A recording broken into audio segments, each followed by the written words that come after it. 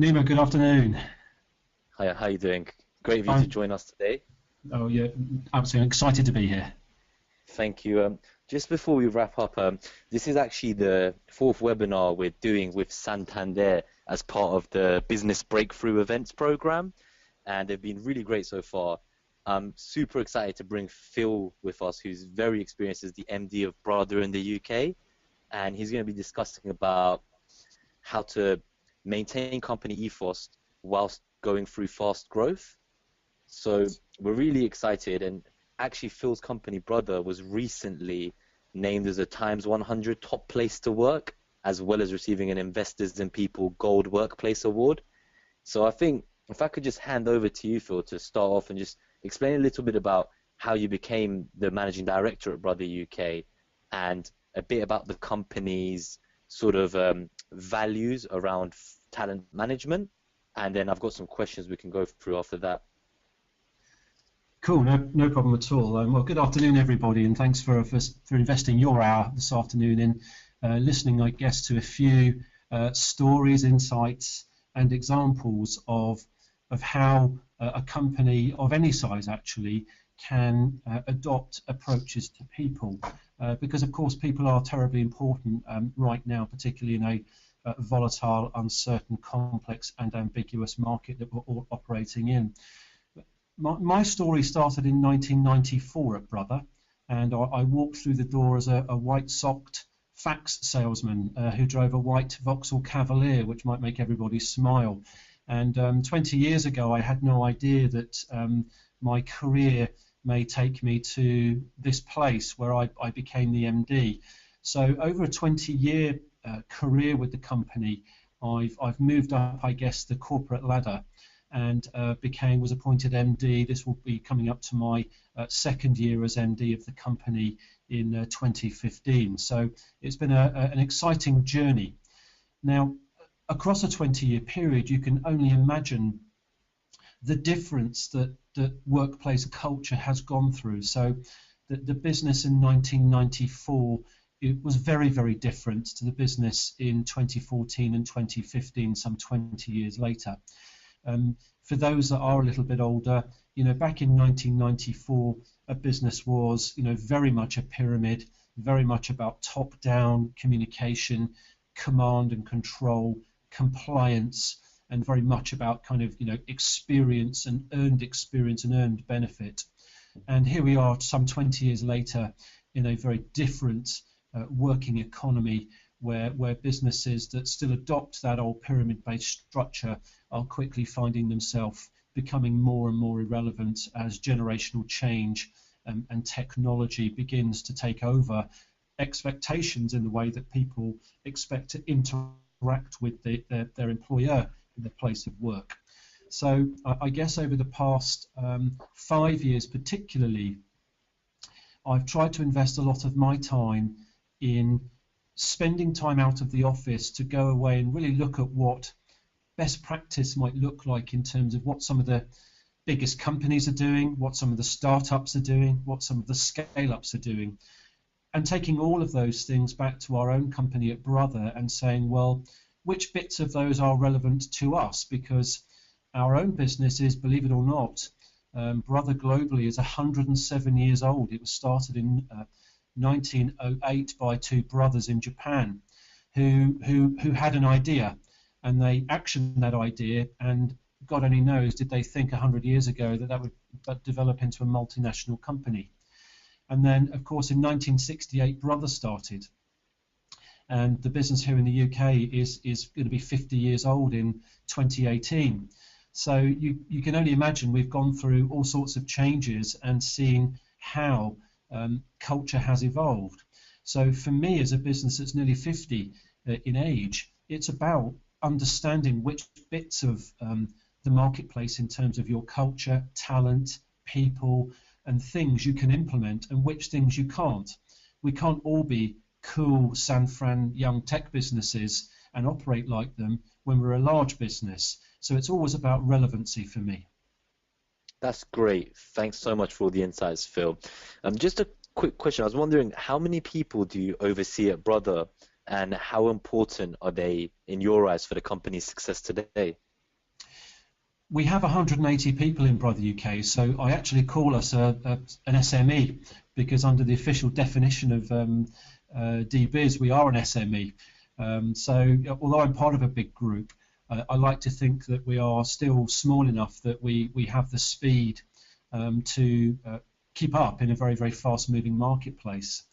And for our business, there's one word I think that defines how important people are, which is our company motto globally means at your side, and that's got a sort of a double-based meaning to it. One is at the side of our customers in everything that we do, putting the customer first in all of our thinking. But also what it means is at the side of every single person that works within the company, and how we support ourselves as a business to grow. So the mission I have in the business is very simple, and it's to grow ourselves through growing others. And it's as simple as that. What does that mean? Well, it means two things. It means we are passionate about the people we do business with, whether that be called a business partner or the people that use our product. So our holistic sort of karmic Simon Sinek moment there is, if we're passionate about developing great technology that allows a business to grow, the more they grow, hopefully the more that they buy. And also what that means is, if as a business we grow our people and we work as a community with a common goal, that the team succeeds, and team is one of the acronyms that we use in the business, where team equals together everyone achieves more. So if we work as a team together and we take pride, which we describe as personal responsibility in delivering excellence, that means our people, if they take pride in their work, pride in their personal responsibility to be excellent, that is in their work and in their life, and then we've got a team of people working as a community together, then I believe that those people then deliver the word called alacrity. And the word alacrity, if you haven't heard it before, is simply a simple definition would be a happy state of readiness. So we have a work community that are happy about coming to work, motivated to want to come to work, but they have this state of readiness to adapt to whatever the market might want to throw at us. And in this marketplace, which I previously described as volatile, uncertain, complex, and ambiguous, you really do need to be ready all the time for the next big change, because technology is moving quite so quickly. Great. So you've spoken a bit about how you work as a team and the importance you place on, I guess, the individual responsibilities of every member of the team. And you do see yourselves as an SME based on sort of UK size, which is great, I think. Now, I just wondered, are there times that there are stuff that you would wish you could implement in terms of talent management strategy at Brother UK, but perhaps you're already sort of too large for that, and that maybe some of our viewers who are going through that fast growth phase and sort of have the 10 to 50 staff and are growing sort of 20-30% annually, is there something that you could sort of, one piece of advice that you would give them in terms of their talent management, which is something you wish you could do at Brother, but perhaps is sort of too big to manage at the moment for you? Yeah, that's a really great question, because of course when you are part of an international group, there is a huge, bigger machine at work. And so the way that I describe our relationship with our parent is that between a supertanker and a tugboat.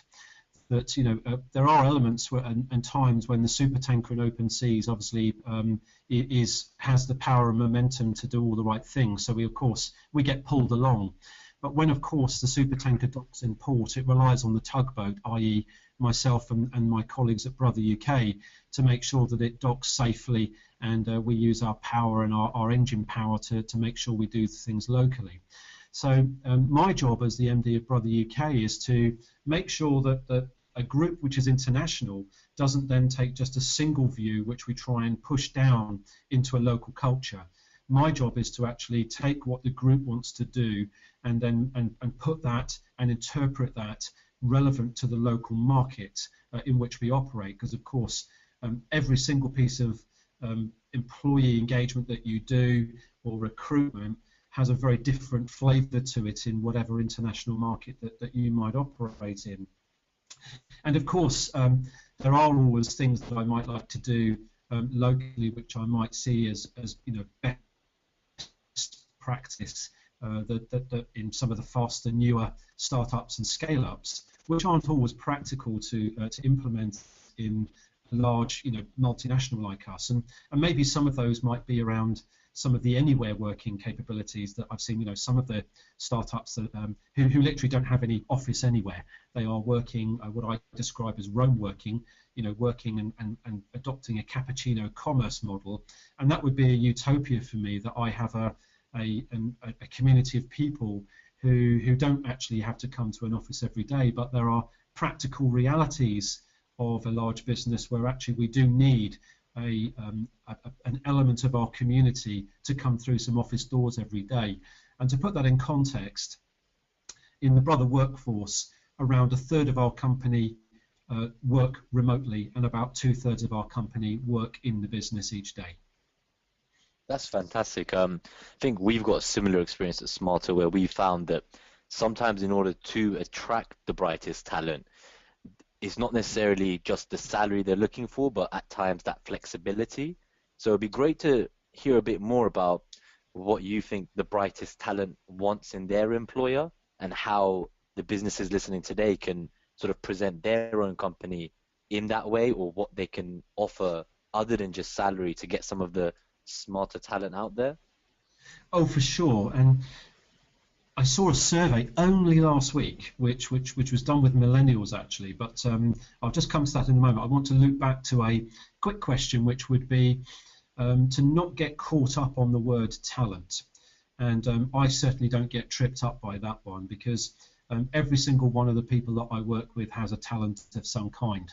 And it's just a question of how they choose to display that talent in a workplace. So sometimes it's very easy to alienate a section of your workforce if you constantly use this thing about managing talent, because it can sound quite elitist. And so from my point of view, nurturing the performance of people is the thing that I'm most interested in. How do we get every human being in our organisation to perform and work together? However, I do recognise that, of course, talent is a big theme that many businesses are talking about. And what I thought was interesting about the survey with the millennials that I saw was actually income came fourth on a list of what matters most to them about a future employer that they may choose to go and work with. And in order of importance of the first 1 to 4, the number 1 was ability to impact the business. That was the first thing that they were really most interested in. The second thing was actually having a clear pathway about how they were going to advance in the business and to have that impact recognised. The third thing was about the development and ongoing feedback that the person that they go to work with was going to give to them. And fourthly was income. And that might surprise a lot of people, but as a sort of a wily old wise owl that's been around for 20 years now at Brother and for nearly 30 years in business, I've always seen is that in nearly every survey that I've seen over 2 decades, income is never number 1. Being appreciated as a person and as a human and recognised as a human in a workplace over the years, I think, has been an underlying theme. So my view would be that talent wants reward, they want recognition, and of course they want to be on purpose. And we're seeing much more now about people that were onboarding at Brother UK, that this alignment between what we stand for and what the individual stands for is becoming a much bigger play in the type of employer that they want to choose to work for, because suddenly people are making positive choices, and this is no longer a selection process where you line people up against the wall and pick a team. Quite often it's the other way round, where if it is somebody who's really talented and you're thinking, we really need that individual, then they may well have a pick of people that they want to work for. So as a result of that, then of course you need to be doing your dance, which might well make them want to pick you or shortlist you as being one of the people who they want to come and work for. And I'd like to give a specific example of something where you can get it wrong. And only recently I was asked by a business, a large business, whether they could come and speak to us about how it is that we've managed as how they perceive a larger business to become more relevant to younger people, or to get more people in through the door and staying over a longer period. And I was terribly interested by this, because when I asked them, well, why are you here and what's the problem? They said one of their major problems was that they were onboarding younger people or more talented people, but they were leaving very quickly. I thought, wow, that's really hard. That's a hard thing, because they're putting so much effort into these processes, but they were coming on board, and then these people were quickly leaving, which of course we would all identify as business people, large or small, is a real pain, because the recruitment process itself is time-consuming and costly. And when you onboard somebody, the last thing you want is to have to go through that process only months later. And when I got to sort of chatting through what some of the issues were, it was evident to me where things were going wrong. One of the first questions I asked was, well, talk to me about your onboarding process. What do you do when these people join? What devices do you give them, for example? And they said, well, they get the standard BlackBerry and standard laptop. I said, oh, right, okay, fine. Tell me how they operate within your culture. And tell me about your culture.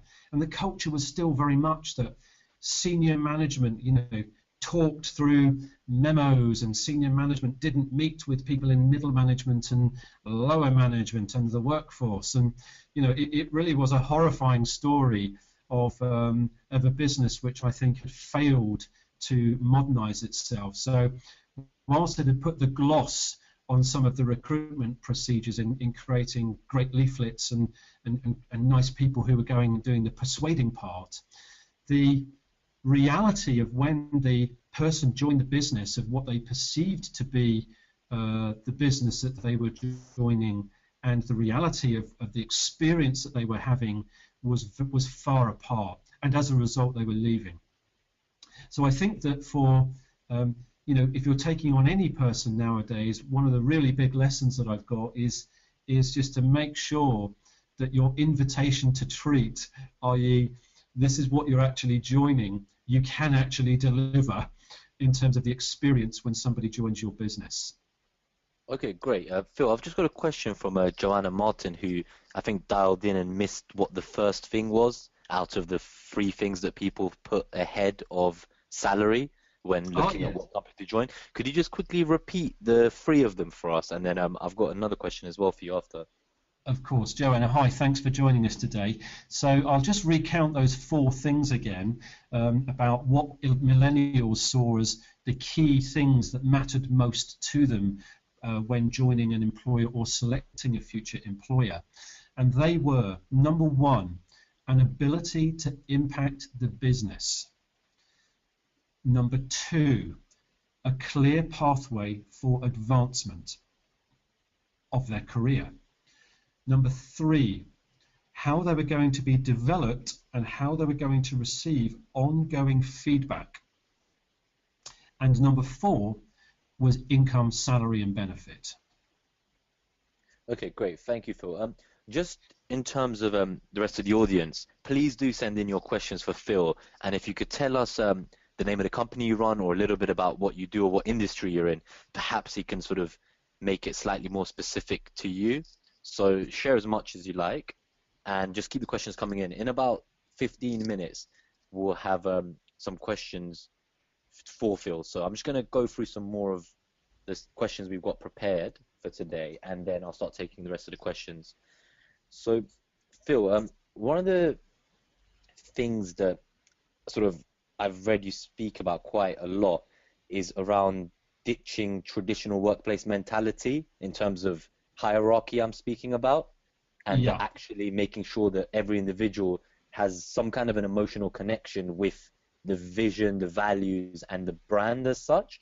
It would be great to understand how you sort of help people build that emotional connection and what others could do as well to do a similar thing. Okay, yeah. Well, the first thing I would say is that it takes time, and it's an ongoing project, in the same way that, you know, when you saw people painting large bridges, that they paint them all year round and they get to the end and they start again. So making sure that you've got your values, your vision, and your purpose, particularly communicated to people, I think is key.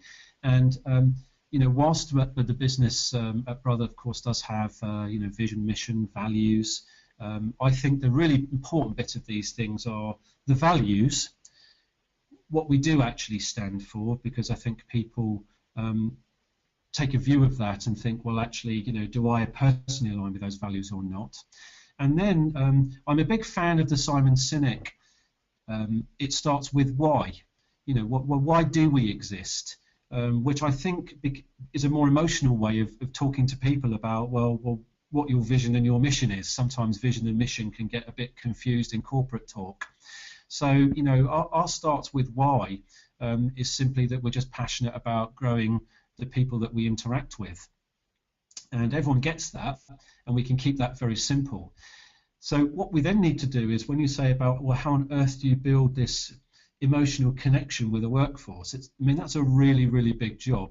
But it starts at the top, and it starts with the leader, and it starts with your anybody in a leadership role who has people working for them. I'm also a believer in the idea that everyone is a leader, that every single person has got some leadership characteristics within them, and it's just about, you know, how you bring those out. But fundamentally, when your business grows, one of the things that we do know from loads of research, so you guys are probably going to have to trust me on this one, is that when a work community in a startup goes to scale up and it gets about 10 people in it, 10 is really the tipping point where things start to become a little bit more serious, and you start, you know, you need to have better processes. Your culture is starting to grow, and you need to put more time and effort into it as the leader of the business to make sure that it is going in the direction that maybe might align with the whole reason you set your business up in the first place. Because the more people you get within it, the more views that you have, the more life stories that you have, the more biases that you have, the more backstories that you've got, and therefore trying to keep you know, this wide community working to a common theme all the time becomes almost a full-time job for you as the leader. So you need to start preserving time for that. But building emotional connections is really about, I guess, I think trust is a really, really big word.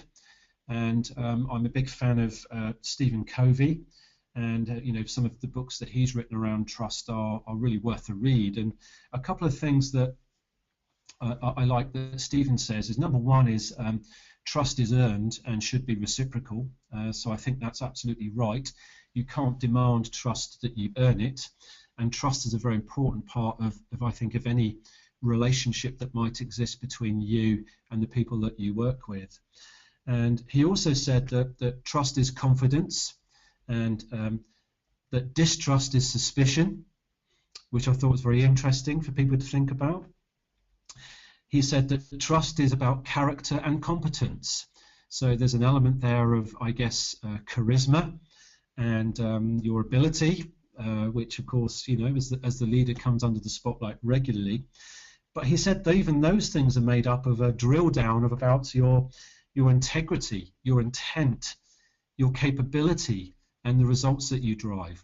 So we can see straight and hear that it's not easy. And actually, as the leader of a business, whether it's 180 people or 10 people, you have to go there first, and you have to show people that actually that you're genuine, that you're authentic, that you care, that you have compassion, that you treat people as as people, as humans, not just as these sort of disposable resources. You have to spend time with people. You have to understand their backstories, and I think more importantly, you just have to, be there with people through their highs and lows. And when your business gets bigger, the one thing that you see is you get this snapshot on the world. And it's maybe a bit like maybe everyone could imagine for a moment when they go on their holiday every year, when they get squeezed into an aircraft cabin, for their once a year or twice a year annual jolly to somewhere nice, hot in the sun. You get to see a cross section of almost, people. You get to see every age, type, gender, but all sorts of different people. You see the colour of humanity in this aircraft cabin for a moment. And as your business grows, there's a great metaphor there and a great lesson that actually there are so many stories that turn up on your front door every single day. 180 people come through my door every day, arguably, and each one of them has got a different state as they walk through the door, a different backstory. They're at different levels of motivation that day. They might have had a poor night's sleep, a late night, a row with the wife, be worried about something, ill kids, whatever that might be. And every single person that turns up in that moment through that front door that day brings that with them, and that may impact their ability to perform in that very moment. So I think you have to be highly sensitive as the leader of any business to anything which might impact performance of anybody in your business. And we've seen, and I get to see, the consolidated view of everything from someone's ability to emotionally cope with a number of different things that might have turned up in their life at any one time, which might be causing them distress. We've seen firsthand the impact of loss of a loved one, and the change and the repair and recovery process that somebody needs to go through. We've seen what it means for somebody to come back after maternity leave and feel nervous about coming back into the workplace after being out of it and feeling like they're out of touch, and to have to deliver the settling moments of getting them back into the work community and getting going again. So I think an emotional connection is about having sensitivity to all of these different things and humanizing it in such a way that you recognize these small nuances that might exist, and you can reach out to them, touch them, and have these moments with people to go kind of, I know what's going on, don't worry, I understand, and don't worry, we're going to work through this together and get to wherever we need to be in terms of your personal performance or feeling or health. Okay, that's great. That just sort of leads me back to this topic of being authentic and ethical. You mentioned the word authentic just slightly earlier as well, and I guess that also builds into how you build the emotional connection with your workforce. So what do you mean in more detail about just authentic and ethical leadership? And then also, what do you think is the role of the modern leader today with that in mind? Okay, that's again another really big topic, and I could quite happily speak for 45 minutes on that one. However, let me be more summarised in my response to that. Well, if we think at the moment about this whole thing that we spoke about earlier, which is when people want to join the business, they want to be far more aligned with purpose, and I'm amazed now at how many people who onboard at Brother, and it's important to note here that I personally onboard every single person that joins our work community. So everybody that joins us will come and have a cup of coffee with me in their first week of joining the business, because I want to understand who they are as people, a bigger view, not just about what their skills are, but I want to understand what they're passionate about, what they're working towards, what their backstories are, because then you get this sort of this connection. And I'll also share my stories of my strengths and weaknesses and the things that interest me. So immediately, authenticity. Someone's going, wow, I'm having coffee with the MD. I wasn't expecting that. And I think that sets the tone very, very quickly about what sort of a business that they're coming into, which is about it's no longer about power, it's about influence. This is not about earned experience, it's about how you grow and help us to grow as a business. So for me, the authenticity of the leader is really, really important. And I've got, I was only telling this story yesterday to one of my own people who I was mentoring. And back in 2003, when I was made sales director of the company, I was fairly inexperienced at management. I was frankly just a very, very good technical manager who worked hard, and as a result of that, kind of got up the ladder. But then I had inherited this enormous great team, and frankly felt a little bit out of my depth. So I hired a business psychologist at the time and just sort of waggled a finger and said, look, go and make that team perform better. And he said, yep, brilliant, I can do that for you. But before we do that, we've got to make you work better. And so I'm doing nothing with them till we've spent time together, which kind of was not what I was expecting.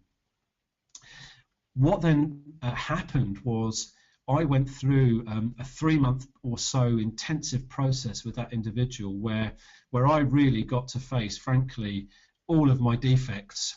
And the difference between my perception of who I was as somebody in the business and the reality of what people experienced was cavernous. I thought it was a really nice guy that got people who liked me, and actually what I came across as, it seemed, when we got the feedback, was a transactional person that just frankly used people to kind of get what I needed. When I said good morning, I very rarely listened to the answer of whether it was a good morning or not. If I asked somebody how they were, then I just either gave the stock response if they asked me, or I barely listened if they had replied. And so therefore it was very much felt in 10 or 13 years ago that I was a bit shallow. I was devastated when I heard that, and I thought, oh my God, what should I do? And that, I guess, started the journey for me about, well, who am I? What do I stand for? I had a work mask, that was evident. I was a very different person away from the office than I was in the office. Kind of almost as I walked through the office door every day, I put on this super cape which sort of went into turbo manager mode, and I wasn't very authentic. So I tried to figure out, I guess, over the years what authentic leadership really was all about. And I just think that's just about how you can be the best possible version of you. We can't all be, clones of Richard Branson or Jack Welch or, whoever you want to put on a global stage as being, this shining example of great leadership. And all I just figured out really is I just need to be me. I just need to be me all the time. And that means, being consistently me at all times in and out of work. So I'd then like to lead on to the second part of the answer to that question, which is what is the role of the modern leader? And I have a concept or a construct that I would describe as the connected leader. And I want to just break the connected leader down into 4 component parts. And those 4 component parts, I believe, are the emotional, the physical, the spiritual, and the digital connectedness that leader has with the people that he works with. So there's an emotional connection, a physical connection, the spiritual connection, and the digital connection. And you've got to have all of those 4 things working, I believe. So maybe in old money that might be called the head, the heart, and the hands. But the extra bit, of course, is the internet to that. And I'm really, frankly, astounded now at the number of people who come into my onboarding sessions who have done a lot of research about me as a person, about me as the leader of the business. They've looked at my Twitter profile. They're looking at my stream. They're looking at my LinkedIn. They're reading my personal blogs. They're looking at some of the thought leadership stuff that I might prepare. And they're making decisions about whether they want to work for Brother based upon the digital footprint that I leave as the leader. So the breadcrumb trail that I'm leaving across the internet, that also gives them a feeling or a view about the kind of workplace culture that I might be nurturing at Brother UK. So for me, the connected leader is about how a modern leader adds together their own personal authenticity with the new world of maybe since 2007, so not quite so new anymore, but the new world, I think, of needing to lead a social footprint in order that people who choose to want to drill down on whether they want to join your company can make much more informed decisions. Okay, fantastic, Phil. I'm just going to start with some questions from the audience now, because we've only got about 25 minutes left. We've got Tracy Ann, who's in the process of setting up a finance company, and she's actually asking that, as an inexperienced business leader, she often wonders, how does a company develop an ethos? So I know you've obviously gone into this slightly in different parts of your answers, but it would be good if you had some advice on just how to actually get started on that sort of monumental journey of building your company and its values. Yeah, hi Tracy Ann, and good afternoon. And that's a question I think many businesses and potential entrepreneurs will also be thinking of. And I think that whole journey starts with yourself. So it's no surprise that the Brother UK's mission to grow ourselves through growing others might be strongly linked to my own personal mission, which is to grow myself through growing others, which is kind of why I'm here today, really, that to try and share knowledge with people in order that they could take that knowledge, action it, and then become grow as a result of that. So whether that be as a result of my personal things that I do, or the things we do at Brother, that those things are aligned. So I would always ask yourself, when you're setting up a business, well, why am I setting this up? What is my why moment? Why am I the only person that can do this? So a couple of good questions that I always try and sort of challenge entrepreneurs with is to say things like, fill this sentence in or complete this sentence. I am the go-to person for blank, because blank. Why you? And then also to ask yourself the question of, maybe it'd be worth you looking at the Simon Sinek, it starts with why, or possibly reading that book, is, well, why am I doing this? What do I actually stand for? And trying to get those things noted down. So to look at some objectives about, the values of your business before it even starts. So, remember, values are the things that are black or white, and principles, i.e. perhaps your methods of working, are the things that are a bit more grey in the middle. So, before you start the business, if you are, for example, going into financial services, what are the black and white values that you stand for as a business? That if I was one of your clients and I said, why would I do business with you, Tracy Ann, rather than the 10 people that are going to knock on my door? Why? And we need to be able to answer that. Well, it's me, Phil, because I am the go-to person for, because we are the only people that, and these are the values and the principles that we run the business by, so that I can immediately have this view that says you are definitely the type of company that I want to do business with.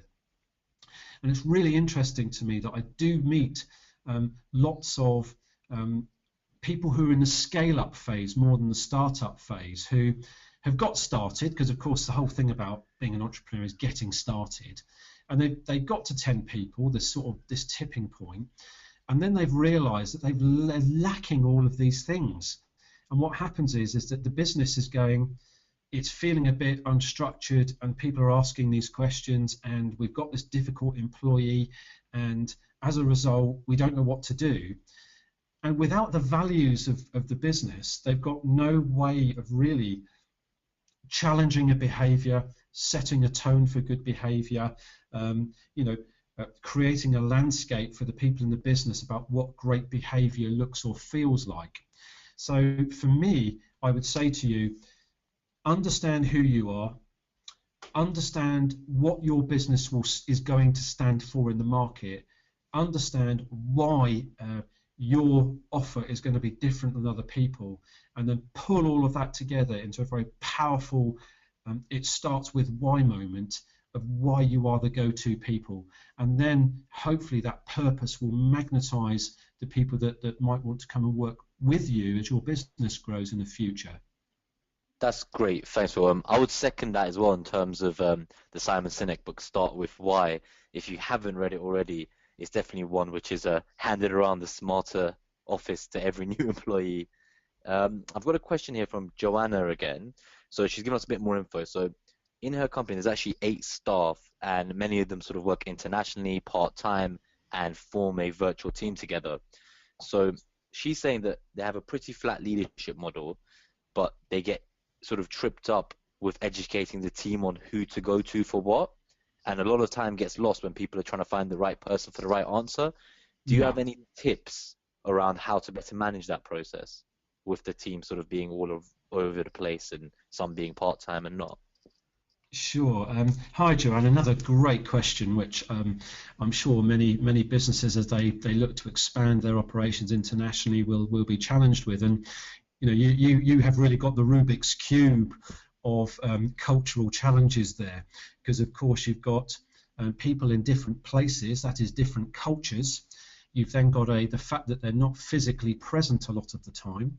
You've got the mixture of full-time and part-time, and then you've got you trying to coordinate all of these different things in order that you try and keep everybody on message.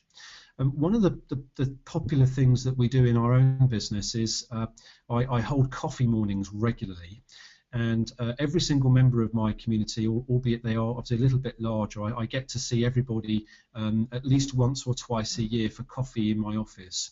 And part of that is that we are always looking to unearth hidden talents. What other things do you know about? And I'm amazed at the hidden talents that exist in my community. I've got everyone from former weapons engineers to electricians, dressmakers, cake bakers, you name it, wood makers, furniture makers, but it's not their day job. It's skills that they have in another area. I've got a guy that works for our building maintenance department that used to be in charge of quality and have a team of 30 people, but he decided that he was at the end of his career and he'd like to do a simpler job. And he's got all of this experience, and he would not normally be considered the go-to person to go and ask a question to, for example, about business performance or process, but he has all these hidden skills and knowledge. So I think the tip I've got really here is clearly it's how on earth do you get people together and understanding each other at a human level on a consistent and regular basis. And I guess your challenges, because they are all international with different language, culture and background, that probably your only way to do this is to do one of two things. One, of course, would be to use a web conferencing tool, which I'm sure you probably do already, in order that people do come together. And if budget affords it, if there is a way that you can get together as humans to share experiences on a more regular basis, even if that's once a year or twice a year, which you may again well be doing, it's amazing how the power of a human interaction can transcend things that we normally take for granted in digital interactions. The third thing I think about would probably be is how on earth do we keep communication going with people on things that are not task related all the time, because quite often in a business we're answering questions, solving problems, and actually finding the space and time to ask ourselves questions which are bigger than, can you help me with this problem with a customer by, and going a little bit deeper. If you can just find ways and means to facilitate something like that, then I'm sure it would be very helpful for you. Great, thank you, Phil.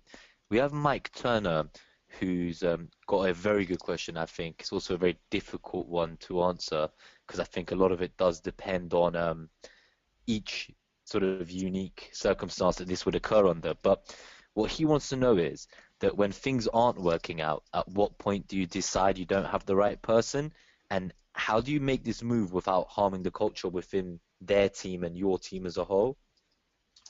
Yeah, I understand. Hello there, Mike. Good afternoon. And do you know what? I have this question so often when I meet entrepreneurs, particularly of businesses which are growing quite quickly, is what happens is that quite often the need to kind of just get people quickly means they take people on, and sometimes what then emerges is you might see a toxic behaviour, somebody that might not be fitting in well to the team, somebody that might have purported to have certain skills that perhaps then does not have the skills, somebody that could be disruptive, late, whatever that might be. I'm sure there's a plethora of reasons we can all reel off here of when things haven't gone well.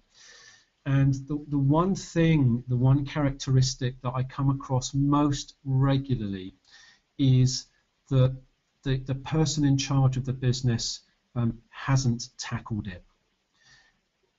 They've tended to kind of stick their head in the sand, hope it goes away, very focused on the business, it will fix itself, and actually what ends up happening is it becomes a bigger problem. And of course every business of every size, and that includes Brother, can take on an individual whereby the chemistry doesn't work. We don't always get it right. Sometimes people do great interviews and pass psychometrics. We get them in and we realise it's not the right fit. So a great analogy which a guy called Jim Collins wrote, doing this in this fabulous book Good to Great, which is considered to be one of the real big heavyweight Harvard books that every strategic leader should read, is he has a very simple analogy of having the right people in the right seats on the bus. So sometimes there's a way where you can quickly go, is it the right person in the wrong seat? So actually all the attributes they have about their work ethic, motivation, and their team working is brilliant. They're just doing the wrong job, which means, yes, fine, if you've got the space to give them a different job or a different role, brilliant to keep great people. Sometimes you have the wrong person, so it's not the right person in the wrong job, it's actually the wrong person. And it's really important that you're able to tackle those things really quickly.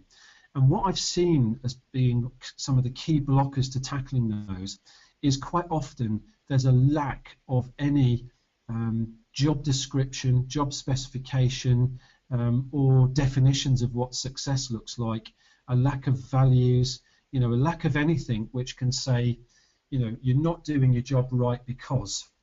And what then happens is you get to this uncomfortable moment whereby you realise performance is poor, but you've got nothing to say why, and you're at high risk potentially, I guess, of ending up in a tribunal. So I'm a great believer that number one, you've got to prevent that by giving absolute clarity when somebody joins you about expectation, what the job is, and what success looks like, and be regularly reviewing that in order that you can correct underperformance as quickly as possible. However, if something gets to the point whereby things just aren't working, one of the best ways that I've always felt is to approach that discussion is to speak to that individual as a human and to say something along the lines of, look, clearly you are unhappy because things are not working out, and I need to understand why you're unhappy. Is it the job? Or is it that you are unhappy because you're not in the right job and you should be doing another job? And I saw, I think it was Zappos actually at the Trust Conference last year in London, and they accrue a percentage of their annual salary bill, and they are prepared to pay anybody, I think it was 4 weeks' wages, if they just turn up and just go, I'm not happy. They're just prepared to give them a month's salary there and then to go and find a new job because they put their happiness first. But I think the key thing is here is I see most regularly is that people don't tackle the problem. They see it, they hope it goes away, but they don't tackle it. And sometimes what might be a difficult conversation is a very facilitating conversation, because you actually begin to uncover the real truth about why somebody is unhappy and therefore underperforming. Thank you for a great answer, Phil. We've got a few more questions. I don't think we're going to have time to go through all of them, so I'm just going to try and pick one out. But just before, for Stephen from Mainspring, the name of the book was Start With Why by Simon Sinek, and it's Y as in W-H-Y rather than the letter. Okay, great. So, Phil, I have just some questions around how you actually, I'm going to try and put two questions into one. It's around how you go about recruiting your senior management team, and then also around how you ask your managers to report into you. So I guess how frequently or with what level of detail. Okay, thank you very much. Yes, happy to answer that. So in terms of recruiting senior people, I think this is really important, because your senior people really will set the tone. And as all the data that I've looked at say that it's not necessarily the leader why people leave, it's actually the experience they have with their direct reporting manager, disconnected from the leader. It creates their own reality. So senior people are really, really key. From my point of view, I do drill down a bit deeply on this one, I have to say, and I'm a great believer in the role of psychometrics and bias. So if you were to join Brother in a senior position, you would certainly be expected to have a psychometric test. And for everybody listening, they're not as expensive as people think. And I think it's a very, very good investment, because the cost of getting it wrong is far greater than the cost that you're paying to try and minimise that happening. So you can buy a test from as little as £50 online, right the way up to £200 or £300 if you want something a little bit more detailed.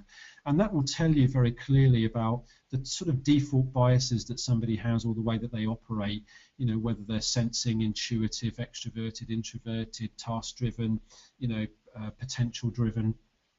Because it's very, very key that if you want somebody, for example, to run a marketing department, then you might not want a logic thinker. You might well want somebody that's a bit more expansive and creative. So you might want to have a think about the type of attributes of the personality that you want behind the function of running a team, for example. So I'm really kind of into that. Behind the scenes at Brother, I'm also looking at things like our male-female bias. I'm looking at our blend of age across the workforce, as well as personality type. So again, it's a bit of a Rubik's Cube of performance. So I would just say, be very, very clear about the type of person that you want in the business, because sometimes you can bring somebody with the right technical skills that may indeed not have a cultural fit for you. So it's important you get those elements right.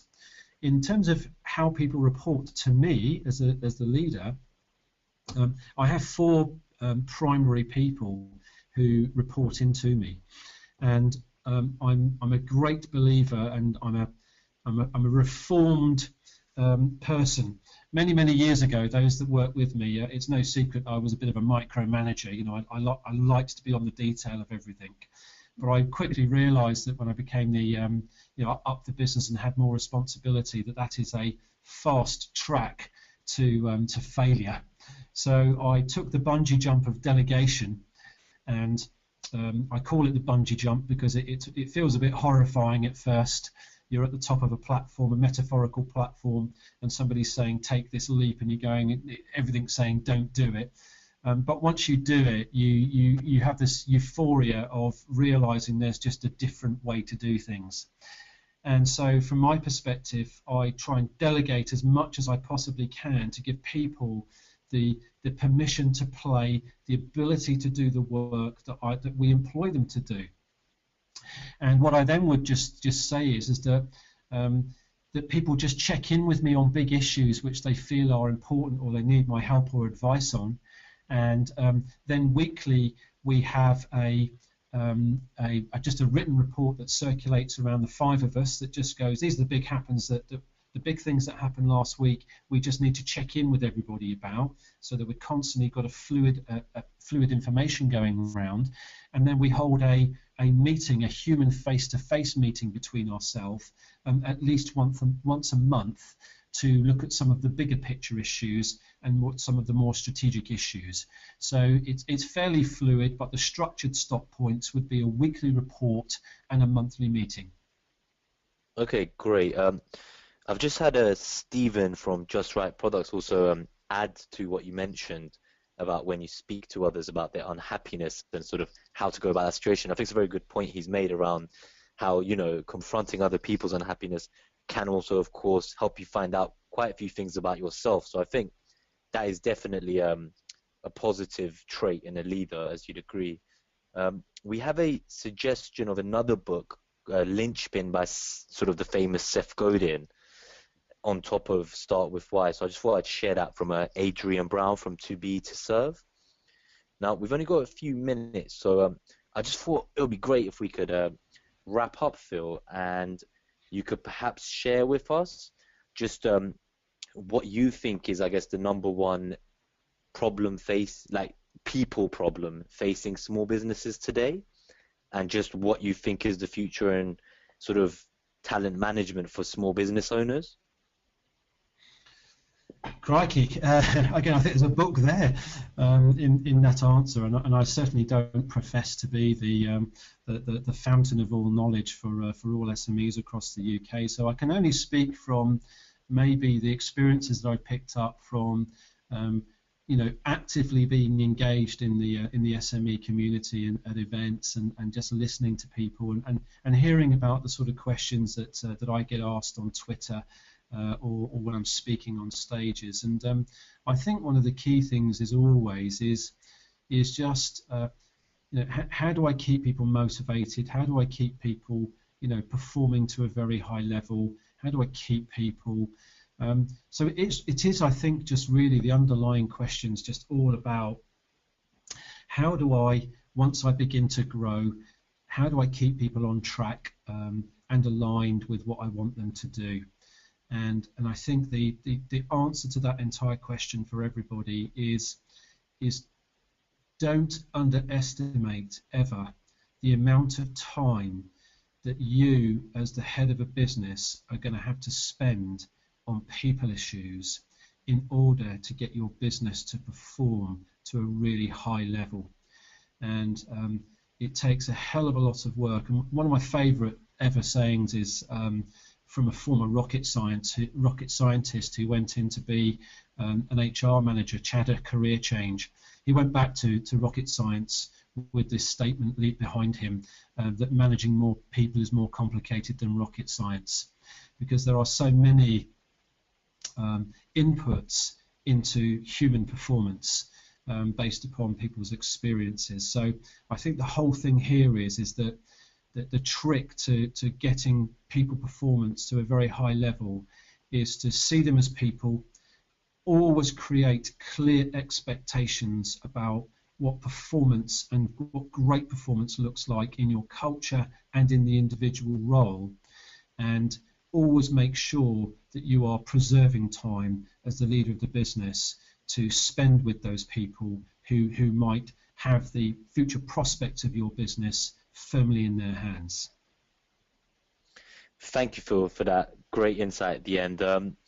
Thank you to everyone for listening in as well, and I hope you'll join me in thanking Phil on Twitter. What's your handle, Phil? Is it Phil Jones 40? Yeah, Phil Jones 40. More than happy to continue. So if anybody wants to, so if anybody's got any questions that we didn't get around to answering and just wants to sort of tweet Phil, you can reach him on @PhilJones40. So I just wanted to thank Santander for helping make this possible, and we're going to be sending a recording of the webinar around so you can share it with anyone else who you think will enjoy listening to this. The next webinar in our series is around growing internationally and trading overseas. That'll be 2 weeks from today, so we'll send you the recording and some more info on that. But otherwise, I hope you all enjoy the rest of your week, and thank you so much for joining us, Phil. Take care. Okay. Have a great afternoon. Okay, bye. You too, bye.